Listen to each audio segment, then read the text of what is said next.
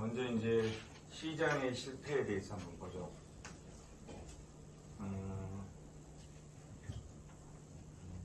시장.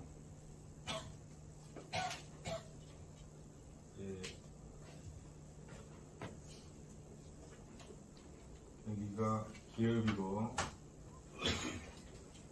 여기가 가게죠.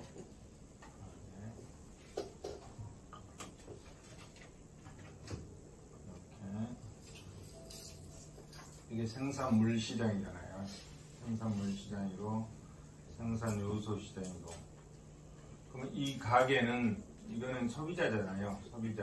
소비자고 수요자죠. 수요자. 그리고 이 기업은 생산자이고 공급자라고 할 수 있죠.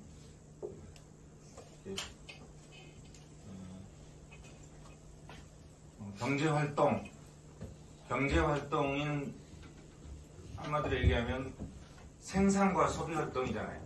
그죠? 상품을 만들어내고 그 상품을 소비하는 생산과 소비활동이죠. 생산과 소비활동. 이게 경제활동이죠. 그렇게 해서 시장이 이렇게 돌아가는 거죠. 뭐에 의해서 돌아가나요? 실물은 시계 방향으로 돌아가고 가격은 반시계 방향으로 돌아가는 거잖아요. 반시계 방향으로 돌아가는 거.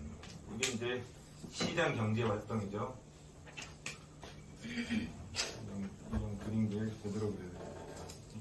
이게 이제 시장 경제 활동인데 이 시장이 돌아가는 데 있어서 아담 스미스는 보이지 않는 손인 가격이 그 기능을 해준다 그랬죠. 그래서 시장은 스스로 균형을 찾아간다 이렇게 본 거죠. 그래서 수요 곡선과 공급 곡선이 만나서 뭐 이런 얘기는 안 했지만 이렇게 된다는 거죠. 가격과 균형 수급량이 형성된다. 잘 돌아간다 이런 얘기죠. 이게 시장 경제 활동이죠. 그래서 시장 경제 활동은 생산과 소비 활동이죠. 생산과 소비 활동인데, 자, 뭘 대상으로 하느냐? 자원 배분 행위, 자원의 배분 행위, 그 다음에 소득의 분배 행위, 경제 안정화 행위, 이 세 가지죠. 자원 배분, 소득 분배, 경제 안정화 행위. 이것이 효율적으로 돌아가는 거죠. 이 시장이. 이게 이제 시장 경제 활동인데, 자, 자원의 배분에 있어서, 그 다음에 소득의 분배에 있어서, 경쟁 안정화에 있어서 제대로 잘 시장이 안 돌아가는 거죠. 시장이 제대로 안 돌아가는 거. 그 상태가 뭐죠? 시장 실패가 아니에요. 시장 실패는 시장에서 가격 기구를 매개로 해서 수행된 경제 활동이 이 경제 활동이죠. 이 경제 활동이죠.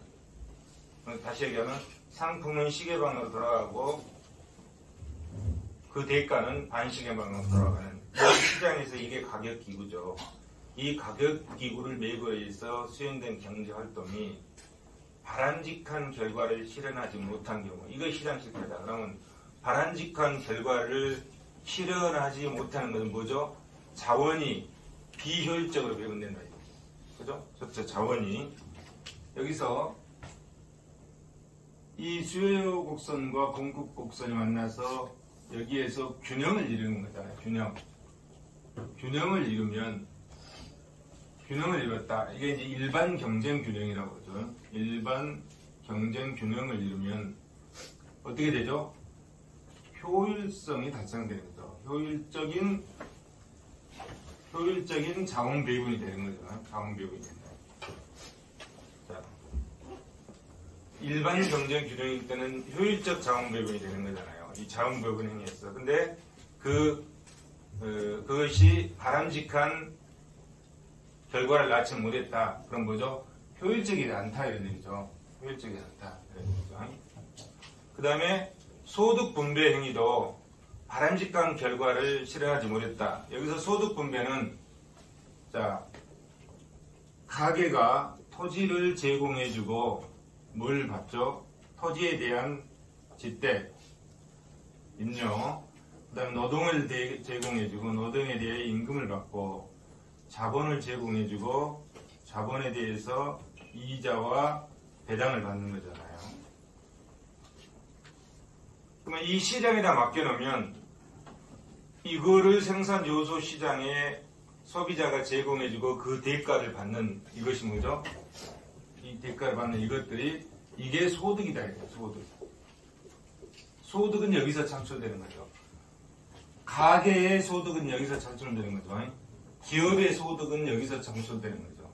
기업의 소득은 소득은 다 하고 법인세 차감 전 당기순이익 여기서 법인세를 빼고 법인세 차감 후 당기순이익 차감 후 당기순이익 그러면 이것을 회사에다가 그대로 두면 유보고 이것을 이 기업의 주주에게 배당을 해주면 배당으로 유출이 되는 거죠. 그러면 가게는 자본을 투자했으면 여기서 배당을 받는 거죠. 그 다음에 경제 주체가 가계와 기업과 정부잖아요. 정부니까 가계는 소득을 여기서 창출하는 거죠.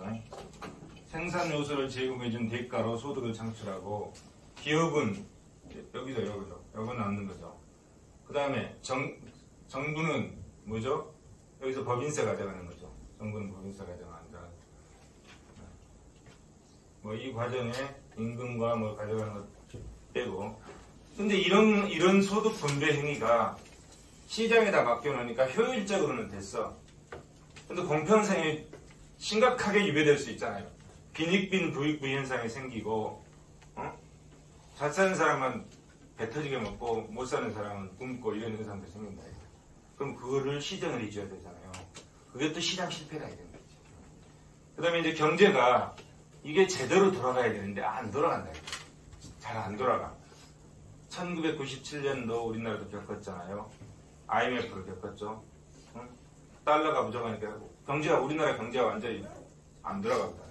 2008년도 서브프라임 모기 사태 그 역할로 인해서 우리나라 경제가 제대로 안 돌아가잖아요.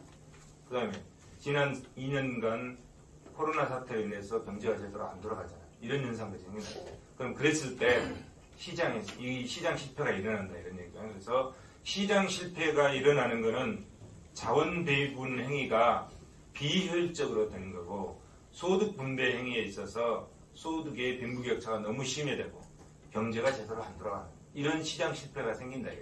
그러면 이거를 정부가 나서서 치유를 해줘야 되잖아요. 그때 정부가 개입하게 되는 거죠. 그래서 정부가 이 시장에 개입해서 이 시장에 이 균형을 찾도록 말 시장이 일반 경쟁 균형이 되도록 만들어줘야 된다. 정부가. 그러면 그 만들어주기 위해서 정부가 시장에 개입하는 그 이론적 근거가 뭐라겠습니까?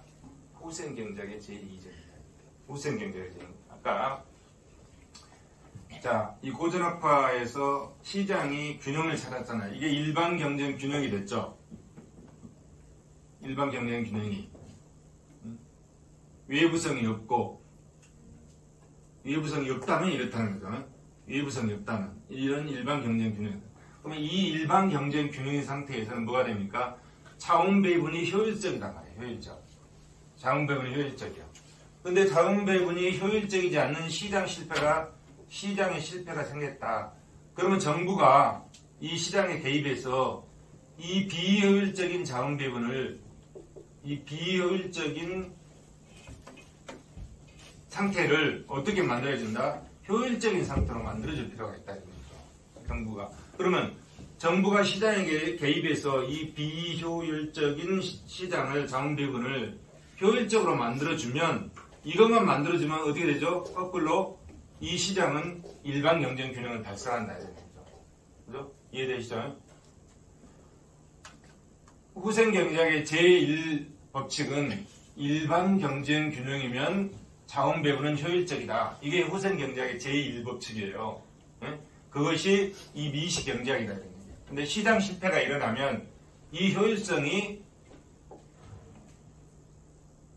발생되지 않는다. 그러면 정부가 개입해서 이 시장을, 이 비효율적인 시장을 효율적인 시장으로 만들어주면 어떻게 된다? 일반 경쟁 균형 상태가 된다.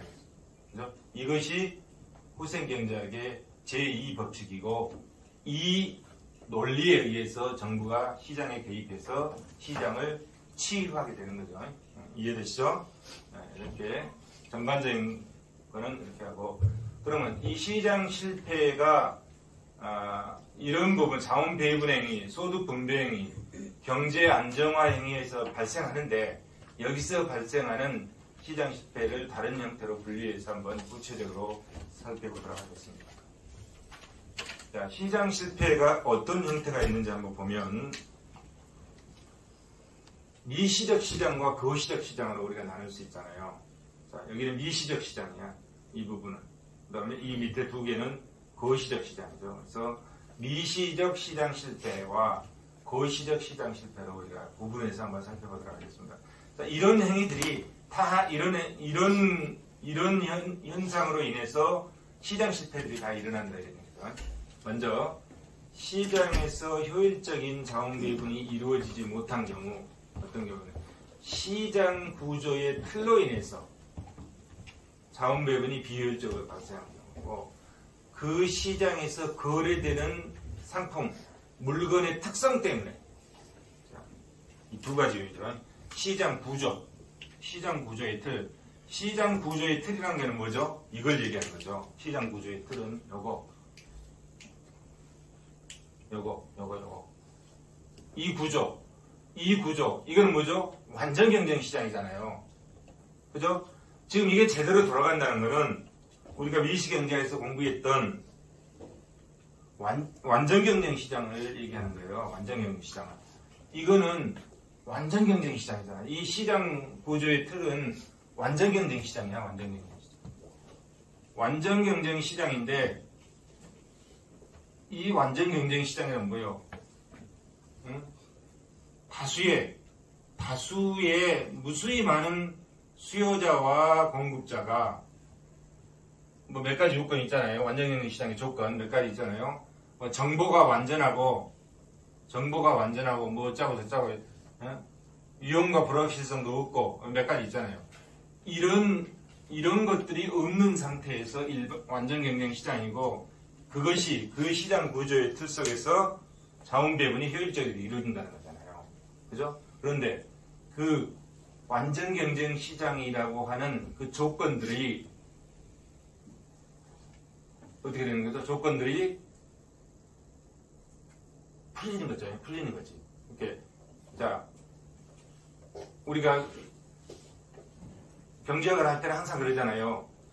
자, 두 개의 어떤 요소와 결과치를 놓고 분석을 할 때 나머지는 다 일정불변하다면, 이런 전제를 깔잖아요. 여기도 완전경쟁 시장은 이런 조건이 다 충족된다면 이런 완전경쟁 시장이다. 근데 그 완전경쟁 시장을 충족해주는 그 조건이 아닐 경우죠. 그게 시장 구조의 특징 내에서 설명하는 시장 실패가 됩니다. 근데 이 시장에서 무수히 많은 상품이 여기서 나온 게 이게 상품이잖아. 상품이고 이거 뭐라고 그러죠? 거래 대상물이라고 그러죠. 거래 대상 물건 또는 상품 또는 재화 또는 용역 뭐 이렇게 할 거네요. 그런데 이것이 이 거래 대상 물건이 대부분은 다 이렇게 돌아가는데 특수한 경우가 있다. 외부성이 있는 경우하고, 그 거래 대상 물건의 특성상 외부성이 있는 경우하고 공공재인 경우에는 이 시장 구조와 상관없이 시장 실패를 유발한다. 이 시장 구조와 상관없이 그 거래되는 물건의 특성 때문에 시장 실패를 유발하는 것이 몇 가지가 있는데, 그 중에 하나가 외부성이고 또 하나가 공공재다. 그래서 외부성과 공공재는 물건의 특성 때문에 발생하는 시장 실패다. 시장 구조의 틀 측면에서 발생하는 것이 아니고 시장에서 거래되는 물건의 특성 때문에 발생하는 시장 실패다. 이런 얘기예요. 그 다음에 이제 이 밑에는 거시적인 측면에서 보는 거잖아요. 여기는 뭐죠? 시장에서 공평한 소득 분배가 실현되지 못한 경우 소득 분배에 실패하는 경우죠. 시장에서 소득 분배 후 부익부 빈익빈 현상이 초래되는 경우들. 그 다음에 이제 시장 경제가 경제 안정을 달성하는 데 실패한 경우 거시적 시장 실패, 인플레이션, 실업, 국제 수지 불균형 이런 것들이죠. 이거는 거시 경제 분야잖아요. 그래서 우리가 지금 여기서 다루는 거는 이것만 다룹니다. 이 부분. 미시적 시장 실패, 공공재와 예부성 독점 이 부분만 다루고 소득 분배의 부익부 빈익빈 현상 초래되는 이 시장 실패 부분은 저 뒤에 가서 복지재정 파트에서 이 부분은 좀 설명이 될 거고, 그 다음에 시장 경제가 경제 안정을 달성하는 데 실패하는 이 거시적 측면에서는 이 책에서 다루지 않지만 재정 정책 파트에서 거시적 부분을 조금 다룹니다. 그래서 지금 우리가 다루고자 하는 것은 이 부분입니다. 미시적 시장 실패, 미시적 시장 실패니까 공공시장 구조의 틀 측면하고 거기에서 거래되는 물건의 특성 측면에서 우리가 살펴보도록 하겠습니다. 자, 이건 지난 시간에 봤죠. 자, 정부가 우리가 현재 상태하고 현재 상태가 바람직하지 못하다. 현재 상태가 이렇게 완전 경쟁 시장이다. 그럼 바람직하잖아요. 그럼 고칠 것이 없어. 근데 이 현재 상태가 시장 실패가 일어남으로써 바람직하지 못하다. 그러면 정부가 개입해서 현재 상태를 새로운 상태로 만들어줄 거 아니겠습니까? 새로운 상태로. 그러면 현재 상태에 정부가 개입해서 새로운 상태를 만들어주게 되면 현재 상태와 새로운 상태를 비교해서 이 정책이 제대로 됐는지 안 됐는지 이 판단은 기준이 있어야 될 거 아니에요. 다시 얘기하면 현재 상태에 비해서 새로운 상태가 개선이 됐는지 안 됐는지 판단할 필요가 있다입니다. 그 판단하는 기준이 뭐다? 이런 것들이다. 파레토 기준, 보상 기준. 그래서 지난 시간에 살펴봤습니다. 파레토 기준은 누구도 손해본 사람이 없다. 최소한 똔똔이거나 누구도 손해본 사람이 없다. 보상 기준은 누군가는 손해보고 누군가는 이익을 봤는데 손해를 본 그 학계보다 이익을 본 편익의 학계가 훨씬 크다. 이런 경우는 정부가 정책을 추진한다. 이런 얘기죠. 그래서 이 보상 기준에는 파레토 기준, 칼도 힉스 기준, 스키토프스 기준인데 그거에 대해서는 지난 시간에 우리가 살펴봤습니다. 자, 이제 하나씩 보겠습니다. 독점 기업의 시장 균형과 시장 실패에서 한번 살펴보도록 하겠습니다. 자, 불안정 경쟁이잖아요. 불안정 경쟁. 이렇게 완전 경쟁 시장이 일반 경쟁 균형이고 자원이 효율적으로 배분될 텐데 이 시장 구조가 뭐다? 불안정 경쟁 시장이다. 불안정 경쟁 시장에서 독점일 때, 과점일 때, 독점적 경쟁일 때, 그 중에서 지금 여기는 독점 시장에서 어떻게 시장 실패가 일어나는지를 지금 설명하고 있는 겁니다.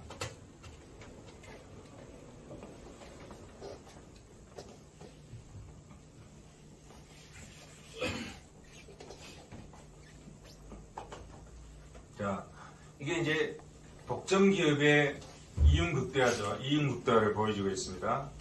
독점 기업의 이윤 극대화 조건은 뭐죠? 독점 기업의 이윤 극대화 조건. 한계 수익과 한계 비용이 일치해야 되잖아요. MR 리콜의 MC죠. 한계 수익과 한계 비용. 그러면 이 그림에서 자, 수요 곡선이 이거죠. 수요 곡선이 이거고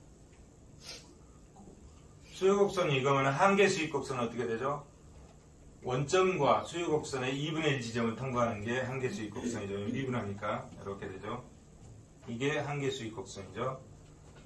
그 다음에 한계 비용 곡선은 어떻게 되죠? 평균 비용 곡선이 이렇게 있다면 한계 비용 곡선은 평균 비용 곡선의 최저점을 통과해서 이렇게 올라가는 거잖아요.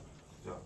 그래서 이윤 극대화 공급량은 여기가 되는 거죠. MRD꼴, 이게 MRD꼴 M이시잖아요. 그럼 얼마만큼 생산하는 겁니까? X1만큼 생산한다 이런 얘기죠. X1만큼. X1만큼 생산하는데 X1만큼 수요하는데 그때 생산이 아니라 X1만큼 소비하는 거죠. 소비하는데 그때 가격은 위로 쭉 올리면은 이 수요 곡선상에서 가격이 형성되는 거죠. 그래서 그 가격은 무슨 어디죠? P1의 가격이 형성됩니다. 그래서 거래량은 X1이고 가격은 P1이다. 그죠? 그러면 어느 정도 이익이 남았습니까? 이익이 어느 정도 남았습니까? 이유는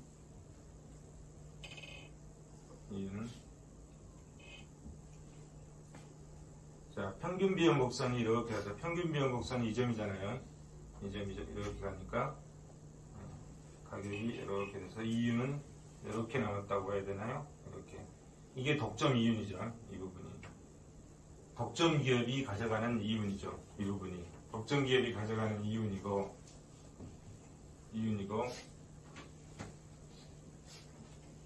이 부분이 손실이 되는 거겠죠. 사중 손실. 누구도 먹지 못하는 사중 손실이 되죠. 만약에 이것이 완전 경쟁 시장이라면 완전 경쟁 시장에서는 P는 니꼴 M이잖아요. 가격과 한계 비용이 일치하는 점이죠. 그럼 가격과 한계 비용이 일치하는 점이 어디죠? 여기네요. 여기. 수요 곡선과 한계 비용 곡선이 일치하는 완전 경쟁 시장이라면 가격이 P0가 형성될 거죠. 가격이 훨씬 낮잖아요. 완전 경쟁 시장에 비해서 가격이 훨씬 높은 거죠. 독점 시장 가격이 높고 거래량도 완전 경쟁 시장에서는 X0만큼 거래가 될 텐데 이 독점 시장에서는 X1만큼 거래가 되니까 거래도 훨씬 줄죠. 그래서 완전 경쟁 시장과 비교했을 때 시장 실패가 일어나는 거죠. 그죠? 그래서 결론을 보면 자, 사회적 후생 손실은 A, B, C 이만큼 났죠. A, B, C만큼 이만큼 사회적 후생 손실이 났다. 이것이 만약에 완전 경쟁 시장이라면 여기서 일반 경쟁 균형이 형성됐기 때문에 이 사중 손실이 발생하지 않는 거죠. 않는데 이것이 독점 기업이다 보니까 A, B, C만큼의 사중 손실이 발생했다. 그래서 완전 경쟁 시장에 비해서 사회적 후생 손실이 이만큼 있다. 그래서 어떻게 됐다? 시장 실패가 일어났다. 그러면 이렇게 독점 기업의 시장 실패가 일어나는데 정부는 이 시장에 개입해서 이 독점 기업을 어떻게 치유할 것이냐. 그 문제가 이제 발생하겠죠. 그거는 뒤에서 보고 이렇게 분석하는 것을 우리가 무슨 분석이라고 하죠? 부분균형 분석이라고 그러죠. 부분균형 분석으로 보는 거죠. 자, 일반균형 분석으로 한번 보도록 하겠습니다. 이제 그거를 독점 기업을 일반균형 분석으로 해서 시장 실패를 한번 살펴보도록 하겠습니다.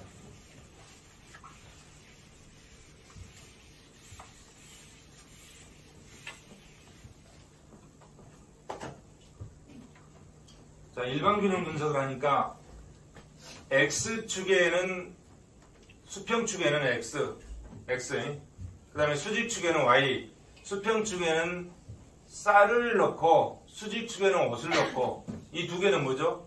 둘 다 상품이잖아요. 거래 대상 물건이다. 둘 다 상품이죠. 이 생산 가능 곡선, 쌀과 옷을 생산하는 생산 가능 곡선, 이 생산 가능 곡선이 어떻게 도출됐는지는 지난 시간에 우리가 자세하게 살펴봤죠. 생산 가능 곡선이 나오는 엣지버스 상자를 통해서 생산 가능 곡선이 나오는 그 과정을 우리가 살펴봤습니다. 그러면 이 생산 가능 곡선상의 한 점의 접선의 기울기를 뭐라고 그랬죠? 한계 변환율이라고 그랬죠. 그게 한계 변환율. 그러면 이 생산 가능 곡선상의 한 점의 접선의 기울기 이거죠. 여기 되겠죠.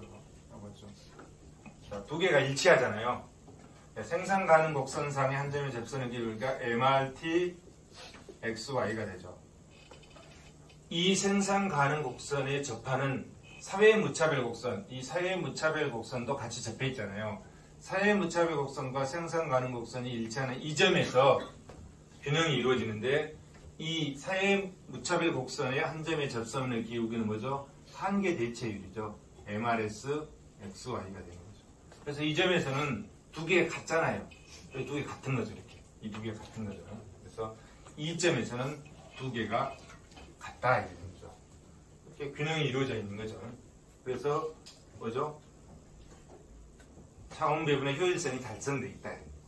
달성돼 있는 거죠. 이 경우는 X제 시장도 완전 경쟁이고 Y제 시장도 완전 경쟁일 때 이렇다, 이런 얘기예요. X제 시장도 완전 경쟁이고 Y제 시장도 완전 경쟁일 때 이렇다. 그런데 X제 시장이 완전 경쟁인데 Y제 시장은 불완전 경쟁이다. 이제 이 경우를 보는 겁니다. 우리가 이럴 때는 어디에서 균형이 이루어지냐면, 이럴 때는 이 사회 무차별 곡선이 이런 사회 무차별 곡선이 이렇게 사회 무차별 곡선 여기잖아요. 여기죠. 그러면 이 점에서는 이 생산 가능 곡선상의 한 점의 접선의 기울기는 한계 변환율 MRT XY가 되는 거죠. 이게 되죠. 그 다음에 이 사회 무차별 곡선의 한 점의 접선의 기울기, 뭐 이렇게 되겠죠. 한 점의 접선의 기울기. 이거는 뭐죠? MRS XY가 되는 거죠. MRS XY. 생산 가능 곡선상의 한 점의 접선의 기울기는 이렇게 되겠죠. 요거죠. 요거.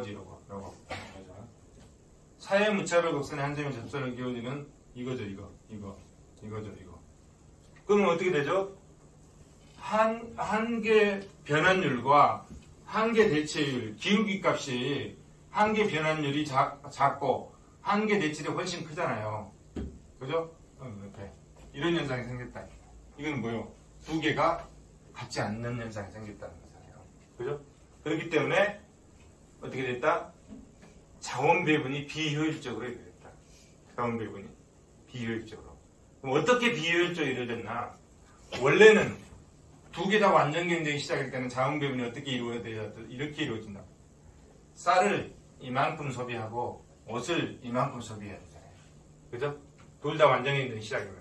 그런데 옷이 불완전 경쟁이 시작이 되니까 어떻게 이루어졌나? 이렇게 됐잖아요. 쌀을 이만큼 소비하고 옷을 이만큼 소비했다. 쌀 소비량이 이만큼 줄고 옷 소비량이 이만큼 늘어났다. 이만큼 자원 배분이 비효율적으로 이루어진 상태가 됐다. 그죠? 이해되시죠? 완전 경쟁 시장과 비교해서 이 불완전 경쟁 시장에 어떻게 자원 배분이 비효율적으로 이루어진지를 우리가 살펴봤습니다. 살펴봤죠? 일반 경쟁 균형으로. 아까는 부분 균형 분석으로 살펴봤고. 자, 그럼 이런 독점 기업 또는 독점 산업의 폐단에 대해서 한번 보도록 하겠습니다.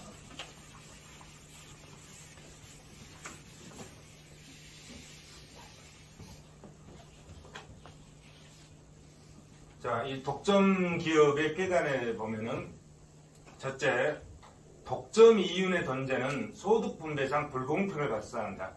아까 사회적 후생 손실이 ABC만큼 있었고 그 옆에 독점 기업의 독점 이윤이 삼각형으로 그랬잖아요. 그 부분만큼 뭐가 발생한다? 소득 분배의 불공평이 발생한다. 그죠? 소득 분배의 불공평이 발생한다. 둘째, 독점 균형에서 초과 부담 발생으로 사회 후생이 작다. 그 삼각형 ABC만큼 사회적 후생 손실이 발생했잖아요. 그죠? 그래서 완전 경쟁 시장에 비해서 그만큼 사회적 후생이 감소한다. 세 번째, XB 효율을 초래한다. XB 효율. XB 효율이 뭐죠? 등한시하는 거죠. 나태하다 이런 얘기죠. 경영이 나태해진다. 예를 들어서 우리 이 시장에 있는 이 시장 속에 속해 있는 일반 기업체는 이윤 극대화를 얘기해서 피 튀기게 경쟁을 하잖아요. 그런데 정부 산하에 있는 공기업들은 어떻게 되죠? 그렇게 안 해. 피트기 하나 실수하면 내 뭐가 날아가니까 안전되게 해줄 필요가 있잖아요. 그 사람들은. 일반 시장은 전혀 접근이 틀리다. 그러다 보니까 일반 기업체의 경영의 효율화, 경영의 능률화, 뭐 이런 걸 위해서 이윤 극대화를 추구하는 데 비해서 정부 산하에 있는 공기업들은 그런 행태가 나태하다. 이런 걸 뭐라 한다? XB율이라고 한다. 이해되시나요? 그런 경우를 XB율. XB, 독점기업도 마찬가지다. 자, 정부에서도 누구들만 이걸 해 하고 독점적으로 해주면은 주구장창 그것만 하니까 다른 거 하려고 안 하잖아요. 그죠? 그래서 그런 경영의 효율, 경영의 능률화, 기술 개발 이런 부분을 좀 등한시한다. XB 효율이 발생합니다. 네 번째, 한 기업의 상품 공급, 소비자의 다양한 욕구를 제어한다. 독점 기업은 자, 만들고 있는 그것만 하지 소비자들의 다양한 상품에 대한 욕구를 충족시키지 못해주는 거죠. 그런 맹점들이 있다. 다섯째, 독과점은 정경유착을 이야기하고 민주발전을 제외한다. 그렇죠? 독점 기업 하나 운영하면 얼마나 좋겠어요. 그거 가지고 평생 먹고 사는 것이고. 그렇잖아요. 얼마나 좋아. 근데 그 독점 기업을 운영하기가 쉽지 않은 거죠. 쉽지 않은 거죠. SK. 여러분 다 나는 SK 있을 거거든요. KT 안 쓸 거예요. 여러분들 중에 KT 아니면 SK 있을 거라고. 둘 중 하나 쓰잖아요. SK 거의 뭐 독점이나 마찬가지잖아요. 독점이랑 두 개 있으니까 독점은 아니네. KT도 있으면 독점은 아니지만 과점이 독점은 아니지만 독점에 가까운 SK 누구 때문에 밀어준 거죠? 노태우 정부 때 SK 밀어준 건 아니에요. 노소영이 밀어준 거죠. 자기 딸 노소영이가 최태원이 시집가니까 아까 그 누구라고 그랬죠? 노태우 대통령이 자기 딸 안에 SK에 그걸 준 거 아니에요. SK에. 근데 지금 이혼해서 노소영은 팽당하고 SK는 잘 나가잖아요. 근데 우리가 지금 우리 대한민국에서 KT와 SK를 제외하고 다른 기업이 거기에 침투해서 하기가 쉽습니까? 거의 불가능하잖아요. 이렇게 된다 이런 얘기야. 정경유착. 이런 게 정경유착이지 뭐. 그렇게 해서 하나 갖고 있으면 주구장창 잘 나가는 거죠. 이런 것들, 이런 폐해들이 있다. 그러면 그런 불안정 경쟁에 대한 대책을 정부는 이걸 어떻게 뜯어보실 것이냐 이런 문제도 생각을 해야 되잖아요. 정부의 직접적 규제. 독과점 금지법을 제정해가지고 규제를 하는 거죠. 각 나라마다 다 마찬가지 다 합니다. 독과점 금지법의 시행 및 생산량의 규제 등의 조치, 그 다음에 최고가격제 실시, 조세 부과, 이윤세는 평균 비용만 인상하고 한계 비용은 없다. 가격 상승 등 조세 부과를 통해서, 그 다음에 보조금 지급을 통해서도 해결하는 방법이 있고, 시장의 경쟁성을 제기해주는 방법으로 해결하는 방법이 있고, 시장의 경쟁성을 제기해주는 건 어떤 거죠? 진입장벽을 제기해준다. 그래서 비효율을 제기해줌으로써 해결하는 방법들. 그 다음에 XB 효율성이나 비용 감소 산업의 잔차 비용이 발생하는데 그거를 없애는 방법은 국유화도 한 가지 방법일 수 있고, 그 다음에 가격 규제를 통해서 해결하는 방법이 있고, 그래서 이것들에 대해서 몇 가지를 살펴보도록 하겠습니다. 자, 두 번째는 이제 비용 감소 산업이죠. 비용 감소 산업은 뭐죠? 비용 감소 산업이 뭘 비용 감소 산업이라고 하고 뭘 비용 증가 산업이라고 하냐. 자, 이렇게 보면 여기가 큐고 여기가 P잖아요. 그러면 평균 비용 곡선은 이렇게 내려오다가 어느 단계가 되면 올라가는 거죠. 이게 평균 비용 곡선이죠. 평균 비용 곡선. 한계 비용 곡선은 이 점이죠. 이 점을 하다가 이렇게 올라오는 게 한계 비용 곡선. 이게 이제 마지막 점이잖아요. 제일 밑에 바닥점이잖아요. 비용 감소 산업은 비용이 여기서 비용이라면 무슨 비용을 얘기하는 건가요? 평균 비용을 얘기하는 거예요. 평균 비용. 평균 비용 곡선이 이렇게 감소하는 거, 평균 비용이 감소하는 거. 왜? 가격이 떨어지잖아요. 감소하는 여기까지. 이 부분, 요것을 비용 감소 산업이라고 한다. 그래서 요거는 그러면 이거는 비용 불변 산업이라고 그러죠. 그죠? 여기는 올라가잖아요. 평균 비용이 올라가죠. 그래서 이거는 비용 증가상에 들어간다. 근데 굉장히 틀리죠, 성격이. 평균 비용 곡선에 이 평균 비용이 내려가느냐, 변동이 없느냐, 평균 비용 올라가냐에 따라서 성격이 완전히 틀려지는 거죠. 완전히 틀려집니다. 근데 지금 우리가 보는 거는 비용 감소 산업이니까 이 부분을 보는 거예요. 여기서 보면 평균 비용 곡선이 내려가죠. 쭉 내려가죠. 그러니까 이제 끝까지 내려갔다. 내려갔다. 이 끝까지 내려가면 거기를 한계 비용 곡선 치고 올라가겠죠. 올라간다. 자, 평균 비용 곡선이 이렇게 내려가는 이 부분 비용 감소 산업이다. 그러면 여기서 한계 비용 곡선 이러고, 자, A점. 여기서 A점 볼까요? A점 어디죠? A점 여기네. 이 점이죠? 이 점이죠. 이 점은 이 비용 감소 산업의 이윤 극대화점이죠. 이 점 뭐예요? 한계 비용과 한계 수입이 일치하는 점이잖아요. MR 이꼬르 MC인 점이죠. 이 점이죠. 그러면 얼마만큼 생산하나요? 가격이 어떻게 형성되나요? 여기서 형성되는 거죠. 이만큼 소비하고 가격이 여기서 형성되는 거죠. 수요 곡선상에서 가격이 형성되니까. 그죠?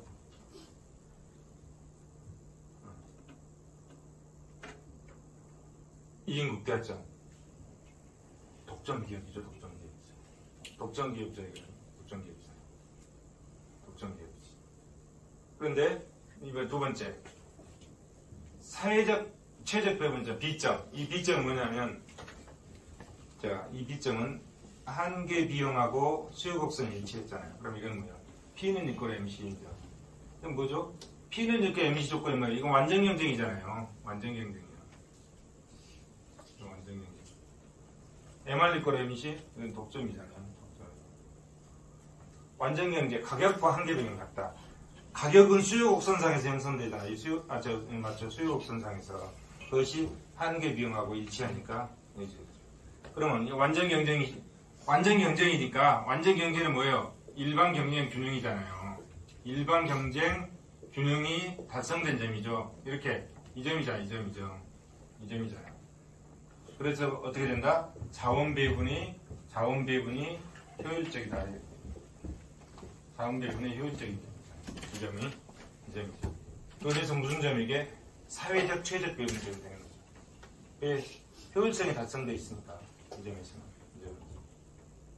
그 다음에 시점은 이 점이잖아요. 시점은. 이 시점은 뭐예요? P는 이꼬르 A 시점이죠.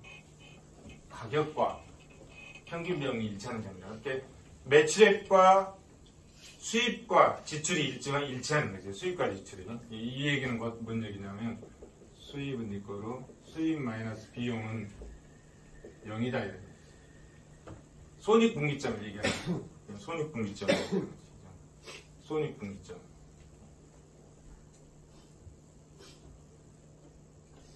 자, OQ 재료를 생산하면, 여기서부터 여기까지가 OQ 재료잖아요. 완전 경쟁 시장이죠. OQ 재료를 생산하면,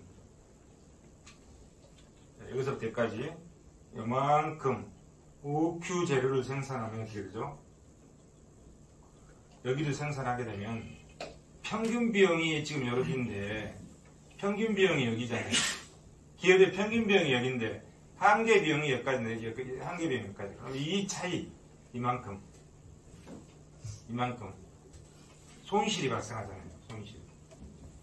이 발생한 손실, 이 차이를 뭐라고 하던가요? 장차 비용이라고 그러잖아요. 기업이 손실을 발생하면서 이 점을 생산했다는 것은 기업이 평균 비용 밑에인 이만큼 손실이 발생하면서 생산했다는 건데, 기업이 손실이 발생하면서 생산을 하겠습니까? 이런 것 같으면 손해보고 상품 만들겠어요? 안 하잖아요.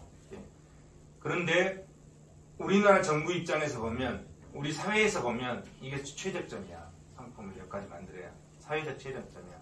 그러면 기업이 상품을 여기서 여기까지 만들려고 하면 어떻게 해줘야 돼? 이거를, 이 잔차 비용을. 기업은 잔차 비용을 이 손실이 발생하면서 만들 수가 없잖아요. 그러면 이거를 정부가 기업에 보조금을 지급해 주든지 아니면 아까 말했듯이 이 기업을 정부가 국유화해서 정부가 만들어내든지 이 기업을 정부가 운영하든지 이런 방법들이 해결책들이죠. 그런 것들이 해결책이다. 자, 만약에 OQ1을 생산한다면 여기서 여기까지 생산한다면 그건 이 점이니까 P는 그 손익분기점이잖아요.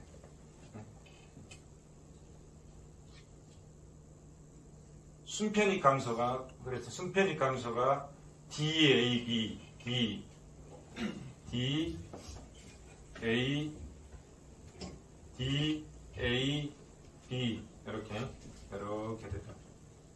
이렇게 이만큼.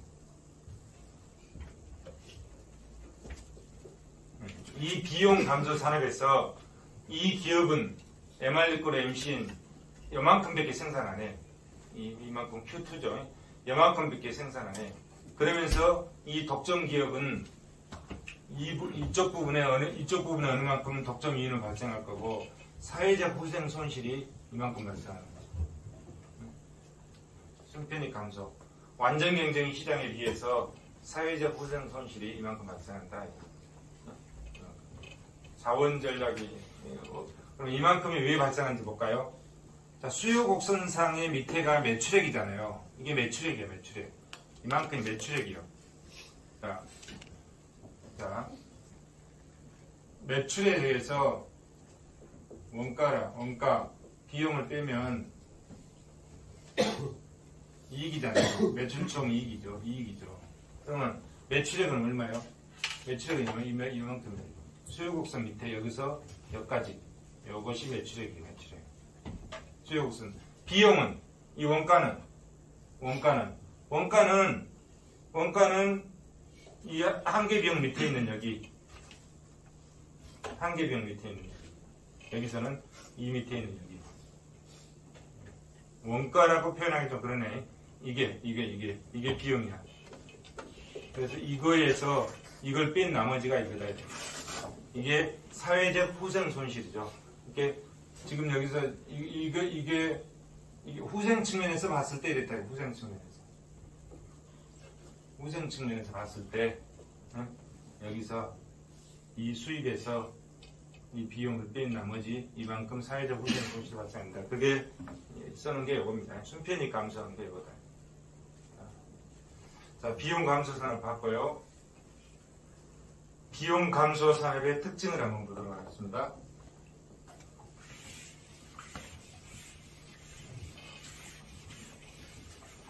진즉 이거 걷어버리고 이렇게 할까?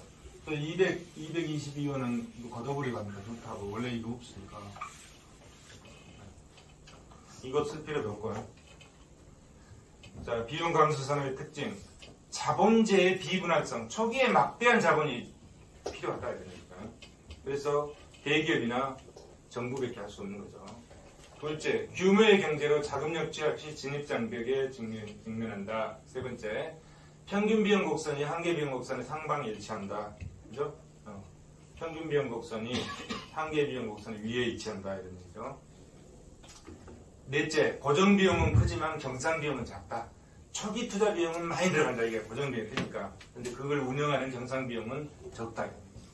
다섯째, 어떤 것들이 있느냐? 공익사업, 철도, 항만, 전신전화, 상하수도, SK 전신전화잖아요. 여섯째, 장기적으로 자연 독점을 형성하고 일곱째, 최적 배분점인 B점에서는 잔차 비용을 형성한다. 그래서 그 잔차 비용을 어떻게 할 것이냐에 대한 대책이 필요하다. 비용 감소 산업에 대한 대책, 한계 비용 가격 정책, 평균 비용 가격 정책, 차별 가격 정책, 최대 부가 가격 정책 이런 것들이 있다.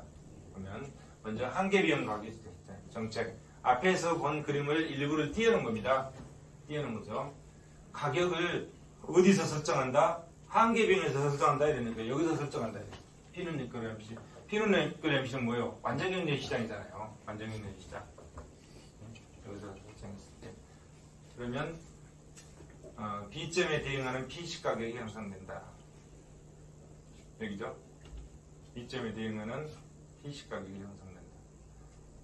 그다음에 파레토 효율적인 자원 배분이 보장되고 이 점에서는 그렇지만 기업은 잔차 비용 제비만큼 발생한다. 이 그림에서 보죠. 이만큼 잔차 비용이 발생한다. 그다음에 평균 비용 가격 설정. 평균 비용 시점 이 점이죠. 평균 비용하고 수요 곡선이 일치하는 점이죠. 거기서는 이 점이 뭔 점이라고 그랬죠? 손익분기점이잖아요. 손익분기점에는 수익과 비용이 같아서 똔똔이지만 그 비용 속에는 뭐가 있다? 정상이인이 들어있다. 정상. 그 다음에 비용 감소 산업의 독립체상가는 파레토 효율적 배분을 이룰 수 없는 한계가 있다. 그렇죠? 여기서는 파레토 효율적이지 아니죠. 파레토 효율적은 이 점이잖아요. P는 이거로 P는 이거로 MC인 점에서 이루어지는 거고 여기는 P는 이거로 AC인 점이잖아요. 차별적 덕점자의 이윤 극대화. 미시경작에 이거 많이 봤죠? MR은 P 곱하기 1마이너스 에필론 P분의 1. 한계 수입은 가격과 비례한다. 그죠? 한계 수입은 이거 올라가면 뭐 이것도 올라가는 거고 만약에 수요의 가격 탄력성이 높으면 이거는 낮아지고 이 전체는 올라가니까 이것도 올라가는 거네요. 그죠? 이런 관계가 있다. 그런데 그것이 MR은 P 1마이너스 에필론 P분의 1. 이거는 이제 상품이 여기 A가 뭐죠? 시장이 하나일 때고 이거는 이제 A 시장일 경우에 B 시장일 경우에 두 개의 시장이 있을 경우에 한 개 수입이 일치하도록 했을 때 뭐가 된다는 거죠? 이율이 극대화된다는 거죠. 차별적인 두 시장이 있는데 A라는 시장과 B라는 두 시장이 있는데 그 두 시장에 한 개 수입이 서로 일치하도록 했을 때 뭐가 된다? 이윤이 극대화된다. 그죠? 차별적 독점자의 이윤 극대화입니다. 차별 가격 정책은 동일한 재화나 서비스에 대해서 각 소비자가 나타내는 수요의 가격 탄력성이 상이함을 고려해서 소비자별로 다르게 가격을 책정한다. 그죠? 여기서 수요의 가격 탄력성이 다르잖아요. 다르죠? 그럴 때 이 가격을 어떻게 책정할 거냐 문제죠. 그게 이제 여기에 나와 있는 거죠. 이 그림에 나와 있죠.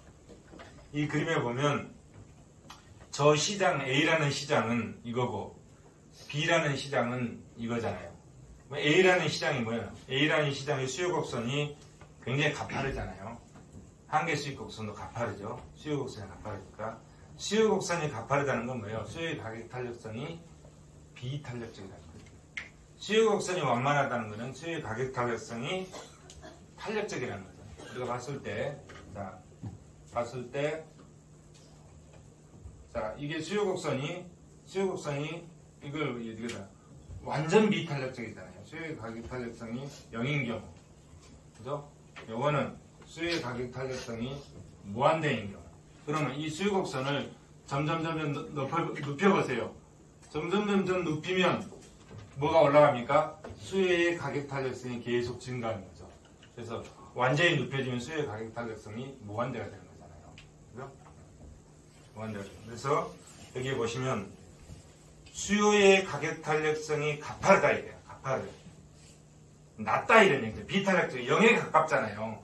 0에 가까우니까 수요의 가격 탄력성이 낮은 경우죠. 기울기가 급한 거는 수요의 가격 탄력성이 적은 경우다 이런 얘기야. 그리고 기울기가 완만한 거는 완만할수록 수요의 가격 탄력성이 커지는 거죠. 그래서 완전히 수요의 곡선이 눕혀지면 무한대가 된다. 제일 커져버리잖아요. 그러면 시장을 수요의 가격 탄력성이 낮은 경우하고 수요의 가격 탄력성이 높은 경우로 시장을 두 개로 분리했다 이런 얘기야. 두 개의 시장으로 분리해서 그 두 개의 시장의 가격을 각각 다르게 책정한 거예요. 그죠? 수요의 가격 탄력성이 낮은 데는 가격이 높잖아요. 여기는 가격을 높게 책정하고 여기서 이만큼 이거는 가격을 낮게 책정했다. 수요의 가격 탄력성이 높으면 수요의 가격 탄력성이 높으면 가격은 낮게 책정하고 수요의 가격 타격성이 낮으면 가격은 높게 책정해서 이렇게 차별 가격 정책을 편다. 차별 가격. 정말 잘 알죠? 차별 가격. 그랬을 때 뭐가 된다는 거예요? 이 기업의 이윤이 극대화된다. 이런 얘기. 그랬을 때 이 기업의 이윤이 극대화된다. 그래서 이 두 개를 합쳐서 그려놓으면 이렇게 된다. 이것이 차별적 독점자의 이윤 극대화죠.